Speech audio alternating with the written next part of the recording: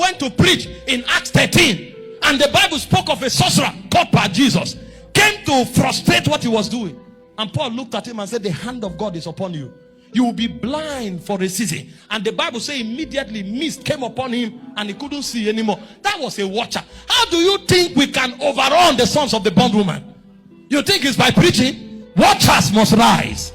How do you think we can change some of the demonic laws that is being passed from one parliament to another parliament? This thing is not about human worship. It's about defending God's agenda.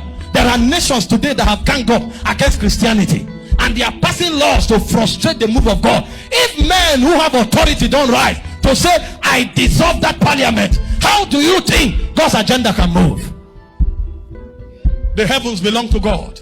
He said, but the earth he has given to the sons of men. But the sons of men must gain rank in order to wield the powers of the ages to come. And that's why watchers must rise among us.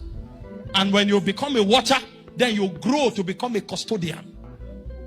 At the level of a custodian, God begins to store his secrets with you. You know what you quoted? Ephah quoted from Genesis 27. He said, go get me a savory venison. Let me eat so that my soul will bless you. And the guy planned and came and took a blessing that didn't belong to him.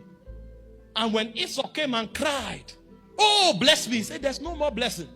I've spoken as a watcher. I've passed a blessing because I can give judgment and I can bless. There's no more blessing. I can tell you. And the man kept praying. Even if there's no more blessing for me, can't you give me anything from you? And the man was touched. He had to go higher. And he told him a secret. Although I don't have anything to give to you as a watcher, but as a custodian, I can tell you things you can do to access some things. He said, when you become tired, when you become restless, you will break the yoke. So I may not bless you, but you too can be a prince. And a point came, Esau became tired truly. He broke the yoke. When Joseph was coming back, Esau was richer than him. The only difference was that Jacob carried the blessing. So the lineage of the Christ will pass through Jacob. But if it is about wealth, Esau had more than enough. When Jacob sent him gifts, he said, no, I have too much of these things. At that point, he was no longer a slave. He had broken the yoke. Because a custodian told him a secret. That's why I told you the Bible said the secrets of God, they are not with his children. They are with them that fear him. He will show them his covenants. There are men God shows secrets so that they can keep the heritage of God.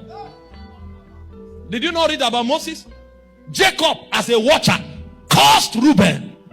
You are the beginning of my strength. He said, but as unstable as water, you will not prosper, because you climbed the bed to stay with my concubine. He left a curse on the man. And when Moses came, Moses went into the oracles of God, the archives of the Spirit, and he looked at Reuben. He said, let Reuben live and not die. He said, let his men not be few. He knew what he touched to alter the things that were spoken after many generations. See, if we don't have secrets, we will not be mighty. He said, by me, wisdom was speaking, kings reign, princes decree justice, even the rulers of the earth. That is why we must grow to a point where God can trust us with secret. And if your journey in priesthood does not reach a point where God gives you secret. And I was telling them yesterday, when I talk secrets, I'm not talking about you heard a story. I'm talking about access to the whispers of heaven. Because when they say